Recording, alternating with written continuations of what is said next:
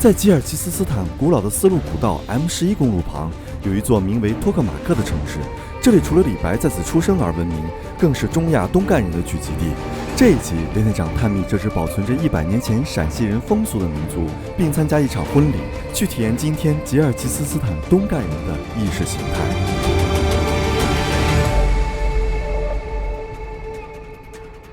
吉尔吉斯斯坦的国土面积是19万平方公里，这样一个狭长的国家，实际上是围绕着一条丝路古道而展开。这条古道就是今天的 M11公路。这条公路位于楚河旁，两侧保存了大大小小的历史古城，最著名的有碎叶城、巴拉沙滚城、克拉斯纳亚瑞西卡遗址。但是让人惊奇的是，这3座历史上镇守中国西大门的古城，如今依然是一群中国人的后裔在这里生活，他们就是东干人。雷店长在寻找这3座古城的时候，没想到就误入了东干人的村子。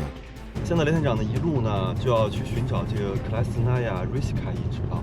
曾经在1200年前那个时候呢，当时是从大唐的通向碎叶城这边的一个佛教遗址这个遗址呢，记录了当时呢这一带呢盛行的佛教。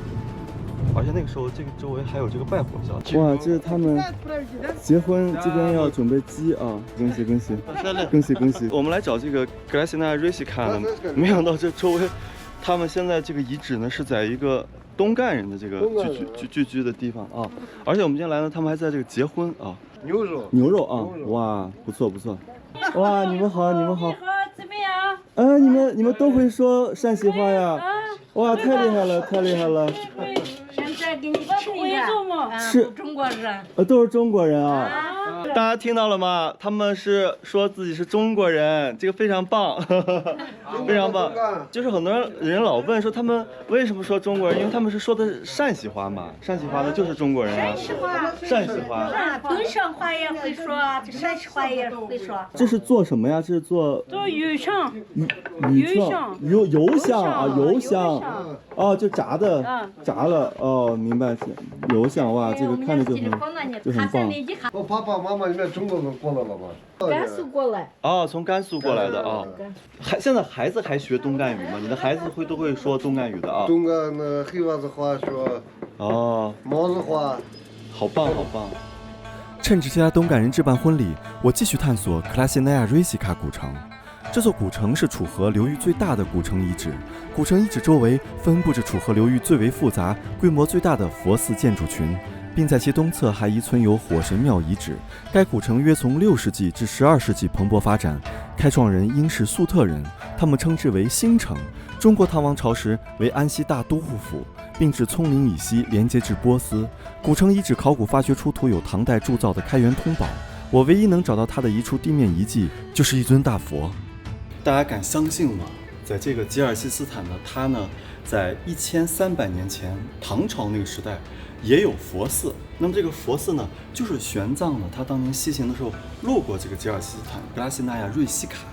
当然，这个地方现在考古发现呢，还发现了很多的佛头呀，还有这个佛贴造像的，但是都是个土坯造出来的。哇，大家看这个佛像它的这个五官呢，在那个时代的人们就知道审美就是要把人的这个五官呢造出一种慈祥的感觉。现在的那个佛像虽然修复过，但我们依然能感觉到他的紧闭这个双眼，然后手里呢攥着自己的这个衣襟，似乎呢在冥想。等我从遗址回来，新娘已经准备就绪，等待前往托克马克市的婚礼现场。就让我们趁机见见新娘吧。有孩子呢？已经怀上孩子了啊！哦，这还没有这个刚结婚，这个孩子已经怀上了，这个挺好的。哇，大家看，我们现在在这个东干村呢，看到了这个新娘这个新娘已经都打扮得非常的中式啊。我们这个中国的这个衣服呀、美食给你什么感觉？Очень красиво, необычно. 好说。好。Привычно для меня просто это. Пока нет. 还不会呢。他婆婆呢？ Я люблю кушать. 婆婆要教啊。她光喜欢吃饭。光喜欢吃啊。新娘并不是东干人，而是吉尔吉斯人，所以并没有穿传统的东干服饰，但是礼仪上还是穿了中式新娘礼服，也从婆家学会了一些东干新娘的礼仪。按照东干婚俗，新娘2手各拿一块手帕，鞠躬时要用无名指和中指夹住手帕。从腰部到双肩缓缓挥动3次。做这些动作时，新娘要低垂眼睑，做腼腆状。她今天要戴的是吧？哇，这纯金的是吧？哇，我们看到呢，他们这个老公很舍得花钱啊，一定要给他买这个全世界最贵的珠宝。这从杜拜买来的。哇，全是的哦，哇塞，我们看一下。她婆婆的妹妹。婆婆的妹妹啊。这是我姐姐，亲姐姐啊，亲姐姐啊。看来这个挺有这个民族的特点，就是你们结婚要送一些被子啊。对，被子，然后就是那个家具。哎，可是他们住在哪？是这间房吗？啊，在这里。就在这里啊。大家看啊，其实东干人结婚啊，他们还是保持了这个清朝时候的一些礼仪啊，一些礼仪，一定呢就是这个把这个，首先他们这个婚姻啊，这个家长得说了算，他们要觉得合适才可以。你是专门做这个摄影工作的是吧？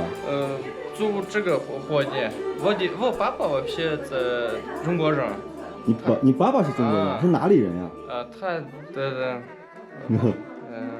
是哪个城市的？西安、甘肃、兰州。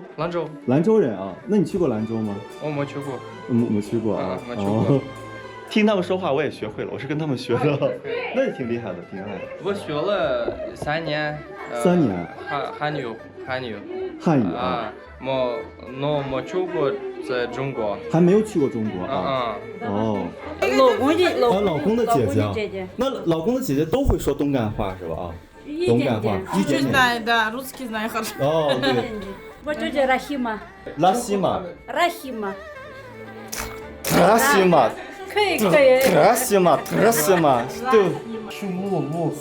修路啊，在中国修路。是不是俺们这个地方？哦，明白，就是就跟中国一起。哦，我跟大家说，就前面有中国搞基建、基础建设，然后帮他们修路，然后你们也过去一起啊。干活嘛呢？哦，哎，这不错呀，这个，因为你们语言是就是因为大家语言是一样的，所以说呢，就是你去那很方便啊，而且还能帮助别人翻译啊，还能做翻译啊，我就觉得这个。不是干活干翻译嘛？就是啊，我感觉就是天生的翻译啊。这个新郎多少岁？几岁？26配22，很好，太棒了。大家看啊，现在我们出来了，那个喝个茶，我们到这边呢，跟这个主人这边坐在这边一起来喝个茶。他们炸的这个叫什么？我忘了，这个叫什么？borso，就 borso 啊。borso 啊。东干好。说的陕西话啊。好。我觉得他们说的真的挺好的。新郎家的亲戚从各地赶来，最远的是俄罗斯，可见东干人的群体在前苏联各国都有分布。你们都会说这个东干话啊，这个很好。中国人。兰州人。大家有个疑问，就是为什么你觉得你们都是中国人？是因为说陕西话吗？陕西话啊。哦，中国人。大家听到了吧？就是中国人，因为我觉得我去了所有地方，这个东干族呢都是说是中国人，这点呢就是没有变，因为呢大家都是说这个中国话的啊。哎，师傅，我怎么称呼您？您是那个穆斯林的名字呢，还是这个中国的名字？穆斯林名字，那叫什么？马甲，姓马对吧？姓马啊。哦，姓马对吧？那还是这个汉字的名字吗？姓马。姓马多吗？对，姓马的很多。杨家也有，姓杨有。姓姚的也有，姓马。对，都有。大家看啊，这个师傅是从俄罗斯来的，就专门从俄罗斯来的。这个俄罗斯来。你从俄罗斯来的？拉西，无法。那您是说那个只会说那个巴鲁斯基吗？我这个说你这句话也会说啊。哦。在俄罗斯的那个东干人啊，大家听明白了，就是东干人，其实在中亚呀，在俄罗斯都有，哈萨克斯坦也都有。就你们就祖辈上是什么时候来的？我们就是更是兰州的。兰州的。62年我们这过来。62年啊，这过来。是清朝那时候。卡扎夫坦过来把他们这边克里斯坦来的。这一路是走过来吗？就一直要走过来。走过来，这不走过来。哦，那就挺。但是我发现这条路啊，就直直的，是一个丝绸之路啊，丝绸之路，所以从这走过来就还是这个路能看清楚，因为这条路一直是通过来的。哦，那为什么一定要到这个托克马克这个地方？托克马克这个你看，我们哈萨克斯坦去，哈萨克斯坦落会少，然后这塔克马落会多，我慢这搞的。最早他们来这生活艰苦吗？苦吗？就是容不容易？好不好？刚来的时候。刚来是嘛，这什么好嘛？他们部队来了嘛，难，就走过来的。直接没有路上，什么都没有，什么都没有嘛。这么搞了嘛？前面人家嘛过来了，你过来了嘛？人家邻居一来给你忙送个了，给你帮一个忙。哦，帮忙。对，吃的没难过，他们这。吃的都没有。这来嘛啥都有。那你们平时主要是这个种地为主是吧？种地嘛。种地啊。咱们爷爷种地嘛。就是种地的，就在这一带。对，咱们还是种地就种地，不种地怎么也不种，别动啊，做买卖。做买卖啊，对，做买卖。而且大姑姑都去过中国。这个也去过中国。去过那个陕西，去过西安，去过甘肃。东乡。东乡，临夏都去过啊。去过。哇，去了3遍。去了3遍。哦，可以的，那也算去过。中国看过了，看过。可以的。就他们这边的锅，然后呢，这个奶奶在这边特别勤劳啊，这边可以做好多好吃的。大家看啊，他们当地人就是特别热情啊，就特别好客，而且呢，就是说，对任何事情都是充满生活的这种激情跟那个好奇的啊，所以不是说见了这个陌生人，他们就很多疑问啊，他没有什么疑问。他们就是非常的欢迎啊，非常的欢迎。他们异口同声说，这个吉尔吉斯斯坦这边空气好，空气好，水也好，水也好，空气也好。大家感受到了吧？我也感受到了，确实是这样子。所以这边食品呀也都很好，人家容易长寿。人家也好，人也好。对，我也发现了，就是人在生活的很祥和。对，幸福感啊，没有压力。对，发现了吗？没有压力，没有压力啊，然后也不需要问，已经不需要问幸不幸福了，就已经很幸福了。你将来想做什么工作呢？研究。要不再去见识你们。嫁人，他们嫁人就直接。嫁人啊。哦，嫁人。儿子干好，这个就老公干好，他们干好的，有什么再嫁人。这是婆婆，哇，原来这样子啊！我看婆婆带着这个儿媳妇出来，给大家帮忙啊，这点很棒。22岁。20。19。19。22。18。24。马上就结婚了。20。伴娘团都已经在了啊，我们呢现在问问他们几个问题啊，就是你们现在觉得找这个男朋友容易吗？在这个国家，在吉尔吉斯斯坦找男朋友容易吗？是件容易的事情吗？容易。那么那些好的男朋友都在什么地方呀？жақсы балалар қай жерде болды? 达拉斯这个马纳斯出生的地方，而且也是我们唐朝所说的那个达拉斯之战，说明那个地方就是一个特殊的地界，可能是出过勇士啊，出过英雄啊。那你们心目中觉得那个好的这个就是吉尔吉斯人呢，认为这个好的这个男人是什么样子？有什么品质或者长相？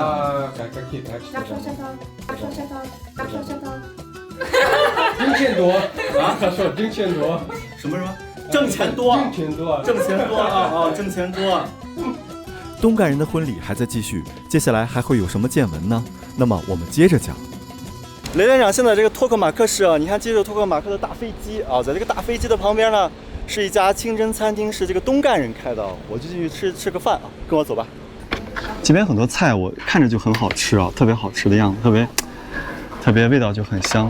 我要点个炒面片儿，虽然说特别不是菜啊，点一下或者一起吃，点一个这个也来一个炒面片儿，多大 size？ 多大？这么大？这么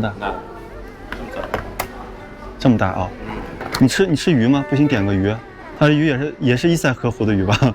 他们这间餐厅服务员不但漂亮，而且都会说这个汉语啊，说汉语，这点非常好。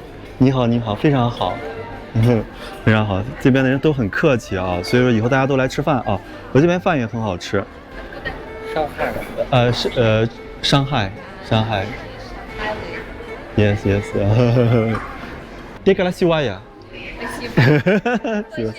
谢谢。对，我们的炒面来了，我们的这个饭也来了。炒面哇，好好看，好漂亮，还有麻婆豆腐，不错。我感觉结合了这个我们知道这个陕西那边的那个口味有，然后第二就是它结合了新疆的一些风格。спасибо。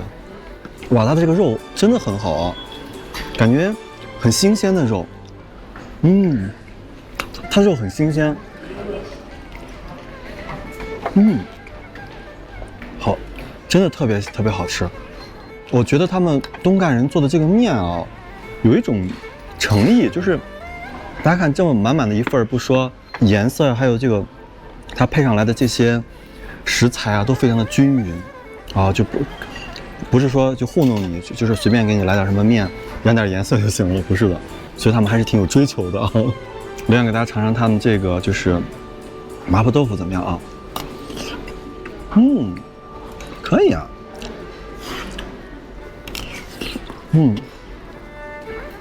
跟川菜已经很接近了啊，所以他们这个西北人能做出这种川菜，不错。大家看，我都吃完了。我觉得我在国内我不会吃这么多，但我在这觉得很好吃，所以吃了这么多。他的就是老公是在市场那边工作。市场那边啊，她一脸那个很富态啊，就很享福的那种女士啊。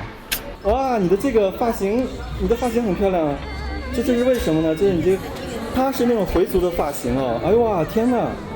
你会说陕西话吗？你姓啥？艾斯。哇，大家看哦，这样的造型我已经有很多年没见了，就是那种把那个颜色非常鲜艳的盖头盖在身上，就是那种中国西北地区以前啊，我记得就80年代以前唱花儿的人才会这个打扮。哦，这个造型真的是在这儿会觉得焕发了这个新的这种感觉啊，非常的漂亮。你们有没有觉得呢？你学过东干话对吗？你家里人都说东干话吗？东干话。你爸爸妈妈都说东干话。哇，你几岁？我也19。19，哎呦，对，这是你的弟弟吗？兄弟。弟弟啊。你弟弟也很聪明，你很聪明啊。对，漂亮，你也很漂亮。哇，你这个耳环是纯金的吗？这个金的啊，金耳环。哇，是头上戴了这么多，我们自己看看啊。哇，这个也很漂亮。哇，你这是大富大贵之家吗？这东干，这我第一次见到这个啊，就是佩戴这么华丽的这个东干女孩。哦。上海有浓还是陕西味儿的英格里式。哦，你好，我是来中国人嘛。中国人。哇，你的这个陕西话说的真好。陕西话嘛。陕西话。我们是陕西人嘛，我们是老家是西安的人嘛。这边有10万吧？我不知道。这边有10万嘛？10万。不到10万啊！哇，你们这边，但你们这边山呢？这就山很近啊，很近，两边就是一个山两边都是啊。两边。那边多吗？那边这边最多。那边多一些。那边多啊。哦。天哪！大家说了，就是他说那个女孩美女是他的孩子，最关键是这个老哥他的这个陕西话说的特别的地道，而且就是最关键就是他呢有这个穆斯林的这种气质啊，就是他的孩子教出来就也非常的这个像清澈的这个泉水一样，真很棒。他结婚，这是我的女婿啊，我的孩子。哦，就他结婚了，就19岁就结了，19岁结婚。哇，因为刚才问了还19岁嘛，那太厉害，太幸福了。你们也结婚早对吧？也结婚早。哇，大家看到了吗？就是关键是我觉得你们的说话是那个陕西就是以前早期的土话，你们打扮呀什么的，就是那个打扮，我觉得也好像现在中国那边很少有人这种打扮了。你说嘛，他们不懂。我说他们不懂，但你懂啊。跟中国人打交也打交道多了啊。您说的就是陕西话。老陕话，老陕话，而且是很早以前的，现在的陕西话也变了。我们那也变了，我们这没改变，没有改变，没有改变。哇，太棒了，太棒了！你们那改变。对，那边陕西话变得越来越有普通话，有老话。啊，你太棒了，太棒了！而且你的孩子又长得那么好，你孩子也漂亮，女婿也好。这个西这个师傅问我有没有结婚啊？我岁数多大了？岁数已经老大了，超大了。30了。嗯，比这还要大，还要大。太大了。太大了。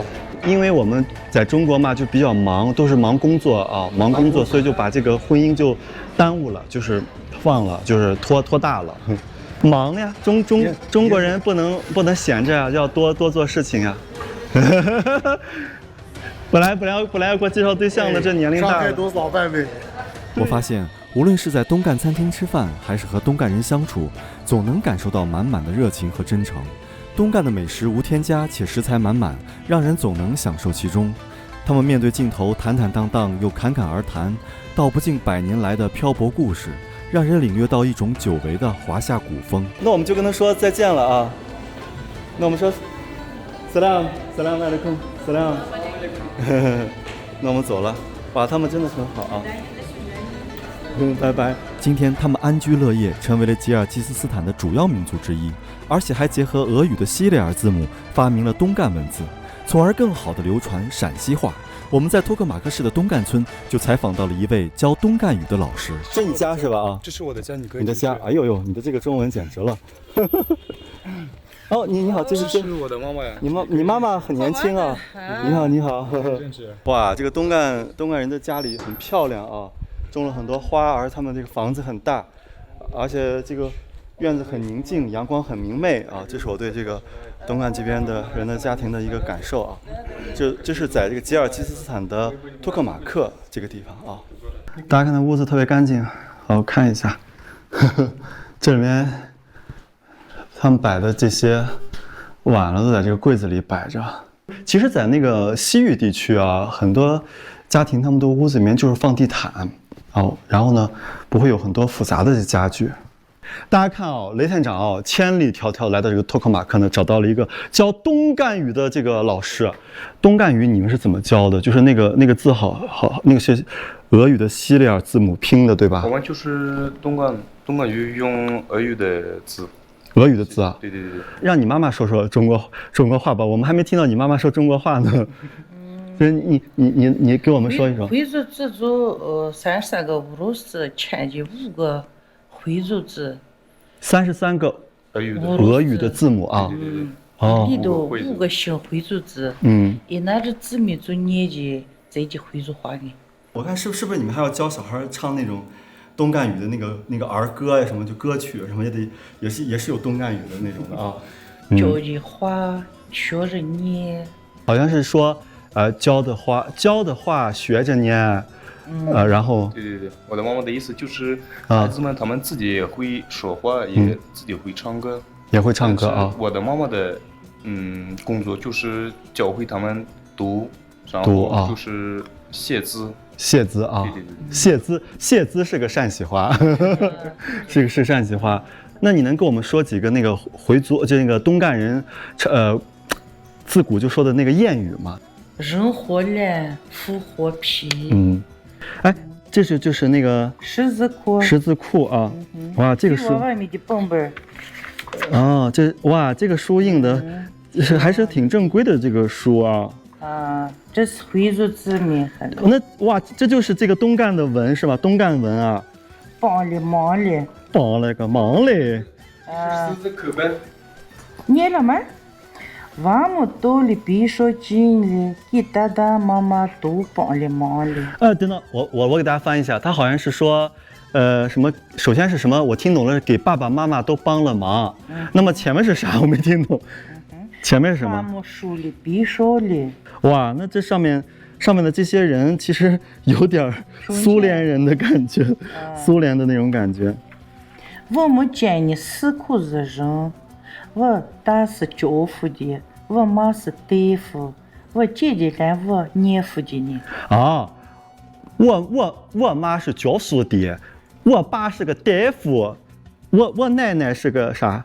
我姐姐。我姐姐啊。我年夫着呢，来我年夫的呢。啊，我姐姐和我一起念书着呢啊，是这个意思吧？哇，太厉害了！我有重大问题，就是如果一个俄罗斯人，他如果要是想读这个，他能读出来吗？就俄罗斯人他能读出这个吗？如果他第一次看这个书，他不能呀。他不能读啊？哦，我还以为这个字母是一样的呢，不一样啊。字一样的，但是读的时候不一样。这是回族字母，回族字母我知道。你看你的我都好，不要姐姐给我教，自己啥上我都懂。老师都需要孩子都背下来嘛，背书要背下来，要背下来的哦。那么跟这个教其他的语言都很像的啊。什么的书？这 секрет дуганской кухни， 做吃就是做饭的秘密啊，做饭的秘密，不是，我是说你的这个，我觉得他的这个语法太有趣了。这个就是，也就是说，比如说厨艺就厨艺，还是做饭的秘密？做饭的秘密，你们就这个秘密应该是这个婆婆传给儿媳妇的。我今天传你一本做饭的秘密，是那意思啊？哇，这个好，这个好，麻花子啊，什么那个这个，这些你妈妈都会做啊？就是肯定会做，太厉害了！哇，全都是这个回族的美食。哎，你妈妈结婚的时候是不是也穿成那个，就是蓬头烟叶？哦，是吧？啊。给大事情盼望平安，给多给感情长命。谢谢，我听到了，我们都听到了，就平安，祝大家长命百岁。就是能活很久啊！谢谢。关于李白的出生地存在2种主要说法，一种说法认为他出生于今天四川省绵阳市江油市青莲镇，而另一种说法则是郭沫若等学者考证他出生于西域碎叶，也就是今天吉尔吉斯斯坦的托克马克市。而这一观点在历史文献中也有记载，从而推断而来。吉尔吉斯斯坦也非常认可这一说法，还推出了李白邮票来体现这一地区的历史文化底蕴。这个碎叶城呢，建于这个唐高宗时期啊，唐代的时候呢，仿照这个长安城所建。其实碎叶城呢，旁边那个楚河呢，叫碎叶川，也叫碎叶水。玄奘法师呢，来到这个碎叶城的时候呢，见到了西突厥统叶护可汗，他当时呢，得到了一些可以通行的一些国书，并且呢，派一名懂汉语的少年的随行一路西去。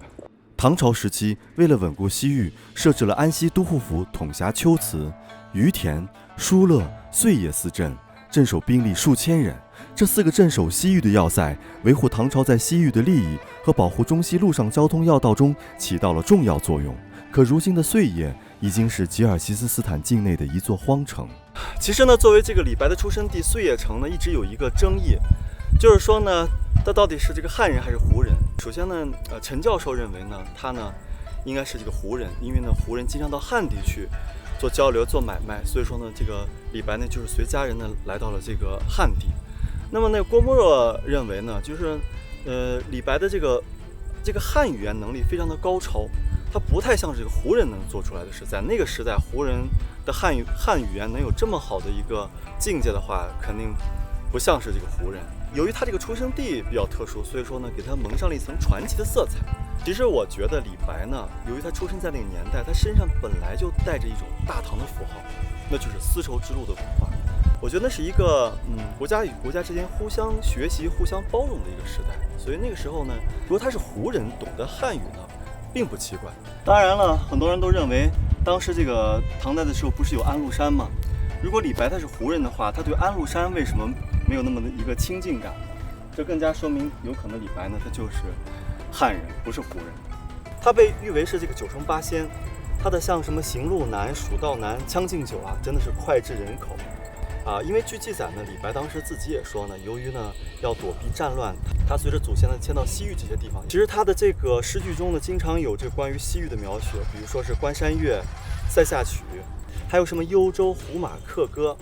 有人说他写的这个《静夜思》呢，有可能呢也是一个发生在这个西域地区的这么一个场景，比如说床前明月光，疑是地上霜。但是实际上呢，很多人不知道这个床呢，就指的是这个胡床，也就是一种游牧民族的小板凳啊，好像是搬着这个胡人做的小椅子呢，然后在这个月亮下面在思索一样。所以说这感觉呢，仔细想想，好像是西域的一幅画面。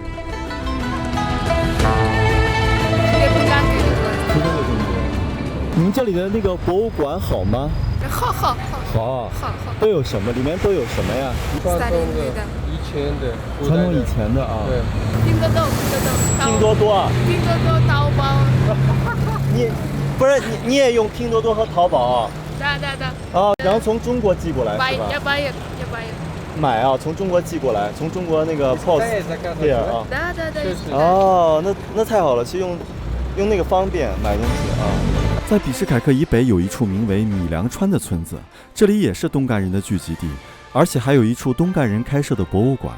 这个博物馆主要展示了东干人在苏联时期的英雄事迹，以及一些东干人的文化历史。现在雷探长来到这个东干人的聚居地啊，距离这个比什凯克呢大概半个小时车程的米良川，这是他们米良川的这个礼堂，结婚都在这个地方。上面好像写的这个希腊字母写的这个就是米良川。你说的就是甘肃话。就你就说我听得懂。这个是谁啊？这是回族一个有名圣洁，那会1941年、1945年打仗出来的，陪完年不得的。当时在苏联的时候呢，不是二战嘛，就卫国战争的时候，然后呢也出过这个二战时候的这种抗击这种法西斯的这种英雄，然后呢，其中英雄里面还出现过东干人啊，这位就是那个。当时苏联的那个算是那个军人苏联军里面的有名圣洁他一个，以前150个人，让他一个人走掉的。明白就是其中的走掉的这些98个人没回家，就没有回来啊。就要开灯，我看到了兵马俑，就是一进来就看到了这个，就看到了兵马俑。这个不管是这个他的哥哥啊，这是他的哥哥。这是他的哥哥啊。哥哥盖下这个房子。这个名字叫什么？王阿红。姓王。姓王的阿红。姓王，他们是弟兄两个嘛。这王阿红的，这是王阿红的儿子，那是王阿红的女子。也是抗击敌人的，他们这个里面的都是一些英雄人物啊。这都有英雄的人。这他们这个儿女在这房里住的，那他王阿红他一天都没住。啊。他1942年好走掉的噻，到打仗期间，1943年哈把他打败的。明白。没了。把这是拿回的新炸弹。反正他没想把这给你们给了。他把这炸弹拿出来的。炸弹拿出来了。炸弹拿出来，在打起他们都在跟前呢。上走掉了噻，他没去，他把这个呢，这是叫你配在河里去了，把这前头这个不都是拧掉了，那么他手扎起来呢，中间也打，搁家打的。我明白。就是用这个炮直接把敌人给炸了。搁家打的，只有给50个把他全掉了，把这50个年最起码他打掉。大概就是说这个炮是迫击炮，这个迫击炮呢，它当时那个敌人已经围上来了，围上来之后呢，它这个炮，它本来是这个大炮都是要射出去的，所以说敌人都围上来怎么办呢？他就跟敌人一起同归于尽，就原地爆炸了啊，就这样，大概是这样啊。就这个黑帽子的是东干人啊。黑帽子、白帽子，这么就东干人戴。东干人戴着黑帽子，这种花帽子是乌兹别克斯坦的。给咱们戴的。我们就看这个帽子来知道谁是东干人啊。这是走不过的，丢掉了，没的啥样？丢掉了，走不过的。找不着了，就也没有，也不知道牺牲，也不知道是不是牺牲了，也不知道什么，失踪了。这帮买的，那帮买的，那过那河村呢，接到河里头去。哦，没，就斯大林。斯大林啊。今年像0天可是38个人，俺们这上榜里头呢4个人。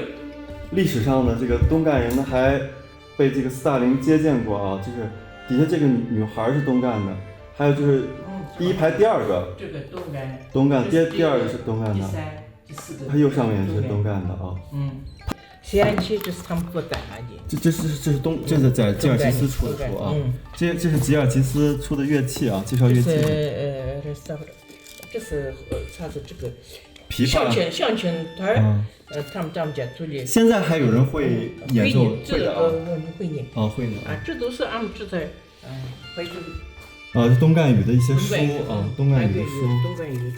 这全语言都是东干语啊。基本上东干语啊。哦，你给我们念一下这个，这是什么？怎么念呀？啊。2月呢，天气还冷的呢。娃娃都别再去搞那个高兴的人拉的爬着上来婆婆打花走的呢，法蒂玛把朋友带的不叫的，他们不是多么他们高兴的多么高兴。哦，明白。那个眼睛美的。对，明白。冬天寒冷的，娃娃们玩的高兴兴的。打花子的，这是我东干的炕，这是炕。哦，这是炕。这是桌子这吃的。桌子啊。这是老年行个回族以前的那个以前带来。1877年行个那帮拿过来。1877年的老文物啊。哎呦大家看啊，我上面画的还是那个清朝人的。清朝。这也有老年行1877年行拿好。青花瓷，妈呀！这个应该很贵吧？就现在卖很贵啊。这大来的，这是我这开卖。居上去的，对。居上，对，居上去。东干这是俄罗斯佛上东方过来的啥？哦，明白，就俄罗斯语的啊。俄罗斯语呢，佛上东方过来的人。俺东方过来的，他把俺们叫东干。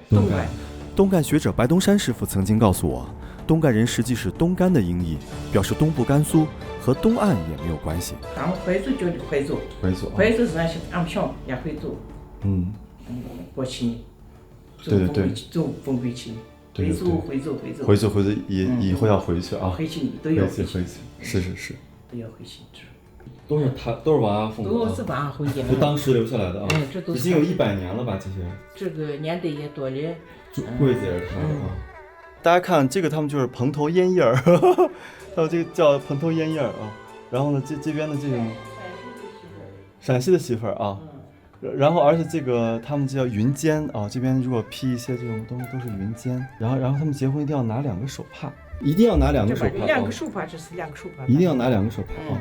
耳环的款式就是东干这种的，它是一个清朝的延续的。陕西的的媳妇儿啊。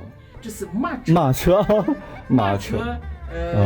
到60年后连马上娶的媳妇儿的。马车这个啥子媳妇儿都脑子做的。看起来的这是陕西的，甘肃的，把女子娶掉，女婿家等到他年看，甘肃看的红的，陕西看的蓝点啊。哇，大家看到吗？就是这个打扮，就当你看到这个打扮的时候，就是结婚第2天见婆婆，而头上要戴这么一个巾啊。其实这些打扮，我们就是这些造型，我们在现在这个东干人。这个生活中都见到了，这是东干人刚开始的时候啊！哇，这边的人物真的是像穿越了一样。你看，没有人戴盖头。第一呢，就没有人戴盖头；第二呢，就是东干的男性戴的这个帽子，就是清朝的，没有人戴这个穆斯林那样的一个打扮。晚上我们赶往托克马克市参加白天这户人家的婚礼。婚礼保持了中亚婚礼的整体风格，一边坐着男方家的东干亲戚，一边坐着女方的柯尔克孜族亲戚。今天呢非常高兴，来参加这个阿卜杜拉·阿赫曼和嘎乌哈女士的婚礼。希望他们能够白头到老，永结同心。送我的帽子啊！哎呦，谢谢。给你这帽子。给我的帽子啊！谢谢。肯定有人问我为什么又一次拜访东干人。这是因为我探访古代镇守中国最西边的3座古城时，惊奇地发现，如今这3座古城依然是一群来自中国人的后裔在这里生活。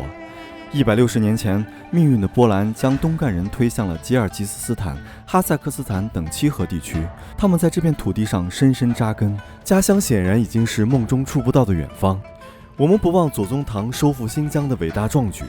时光流转，如今在新丝路的征途上，我们应秉持开放与包容的姿态，与世界各国构建友好关系，在风云变幻的国际舞台上，与亲朋和故交共同续写属于我们这个时代的中国故事。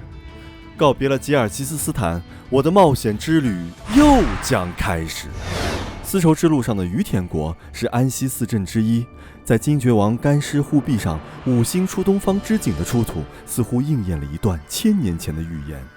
下一集，雷探长走进精绝古城，探寻那埋藏在沙漠中的于田往事。